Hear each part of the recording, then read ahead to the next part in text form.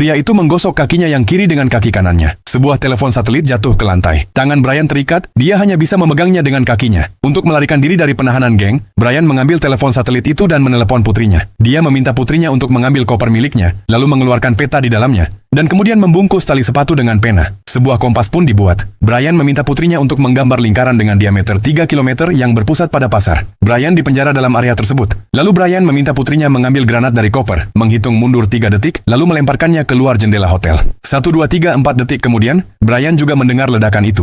Berdasarkan waktu, Brian memperkirakan jaraknya. Kemudian dia meminta putrinya untuk menggambar lingkaran lain. Kedua lingkaran itu berpotongan, dan disitulah lokasi Brian di penjara. Putrinya terus mengamati arah angin. Brian menyimpulkan bahwa dia berada di titik perpotongan bagian timur. Setelah mengetahui lokasinya, sang putri segera mengambil senjata dan cepat menuju titik tersebut. Namun pada saat yang sama, pemimpin geng masuk ke dalam sel. Di depan mata Brian, dia menyayat leher istri Brian dengan pisau. Lalu dia menggantungnya. Dalam waktu setengah jam, istrinya akan mati karena kehabisan darah. Setelah pemimpin geng pergi, Brian mencoba menggosok ikatan kabel di pergelangan tangannya. Tapi saat Brian berhasil melepaskannya, istrinya sudah tidak bereaksi. Namun untungnya, istrinya hanya pingsan. Maka Brian meminta putrinya untuk melempar granat ke arah sel melalui telepon. Melalui ledakan granat itu, Brian menemukan arah jalan keluar. Jadi Brian melepas katup uap. Putrinya melihat cerobong asap yang mengeluarkan asap. Pada saat itu, geng bersiap untuk masuk ke dalam sel. Brian mengambil pistol dan menyergap mereka diam-diam. Lalu Brian meraba jalan menuju ruang santai milik geng dan dengan cepat menghabisi semua orang. Kemudian Brian menuju ke arah putrinya. Saat itu, sang putri sudah ditemukan oleh geng. Geng itu hampir menarik pelatuknya. Untungnya, Brian datang tepat waktu dan menyelamatkannya. Dan begitulah Brian berhasil menyelamatkan keluarganya.